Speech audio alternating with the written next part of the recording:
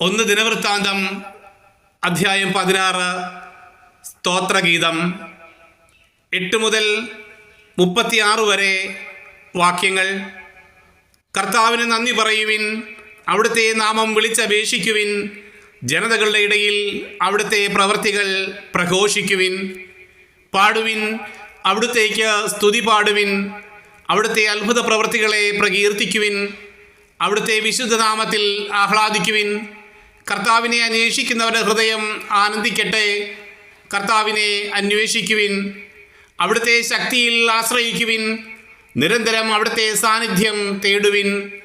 അവിടുന്ന് പ്രവർത്തിച്ച അത്ഭുതങ്ങളെ സ്മരിക്കുവിൻ, അവിടുത്തെ അത്ഭുതങ്ങളും ന്യായവിധികളും അനുസ്മരിക്കുവിൻ. കർത്താവിൻ്റെ ദാസനായ അബ്രഹാത്തിൻ്റെ സന്തതികളെ, യാക്കോബിൻ്റെ മക്കളെ, തിരഞ്ഞെടുക്കപ്പെട്ടവരെ, നമ്മുടെ ദൈവമായ കർത്താവ് അവിടുന്നാണ്. അവിടുന്ന് ഭൂതലം മുഴുവൻ ഭരിക്കുന്നു.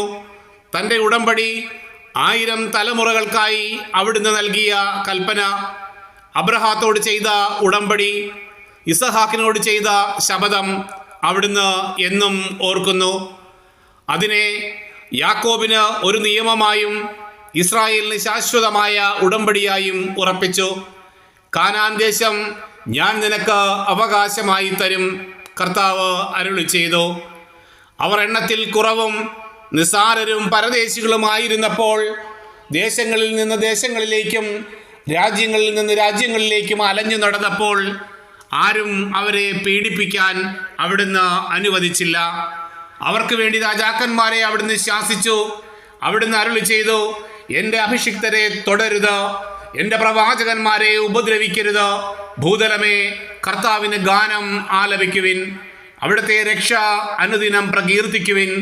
രാജ്യങ്ങളോട് അവിടുത്തെ മഹത്വം പ്രഖ്യാപിക്കുവിൻ, ജനതകളോട് അവിടുത്തെ അത്ഭുതങ്ങൾ പ്രഘോഷിക്കുവിൻ. എന്തെന്നാൽ കർത്താവ് ഉന്നതനാണ്, അത്യന്തം സ്തുത്യർഹനാണ്, സർവ്വദേവന്മാരെയും കാൾ ആരാധ്യനുമാണ്. ജനതകളുടെ ദേവന്മാരോ വിഗ്രഹങ്ങളും. കർത്താവ് ആകാശങ്ങളെ സൃഷ്ടിച്ചു, മഹത്വവും തേജസ്സും അവിടുത്തെ വലയം ചെയ്യുന്നു.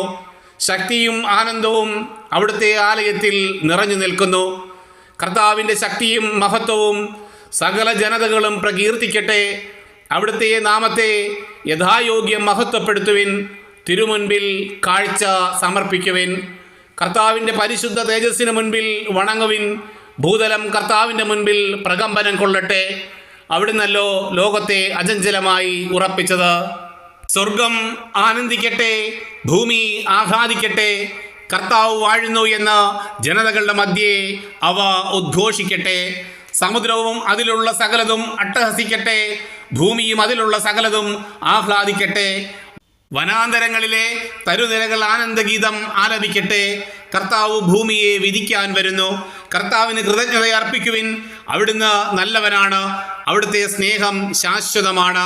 ഞങ്ങളുടെ രക്ഷകനായ ദൈവമേ, ഞങ്ങളെ മോചിപ്പിക്കണമേ. ജനതകളുടെ ഇടയിൽ നിന്ന് ഞങ്ങളെ വീണ്ടെടുത്ത് ഒരുമിച്ച് കൂട്ടണമേ. ഞങ്ങൾ അങ്ങയുടെ വിശുദ്ധ നാമത്തിന് നന്ദി പ്രകാശിപ്പിക്കട്ടെ. അങ്ങയെ സ്തുതിക്കുന്നതാണ് ഞങ്ങളുടെ അഭിമാനം. ഇസ്രായേലിന്റെ ദൈവമായ കർത്താവ് അനാദി മുതൽ അനന്തത വരെ വാഴ്ത്തപ്പെടട്ടെ എന്ന് പറയുവിൻ. ജനം ആമേൻ എന്ന് പറഞ്ഞ് കർത്താവിനെ സ്തുതിച്ചു.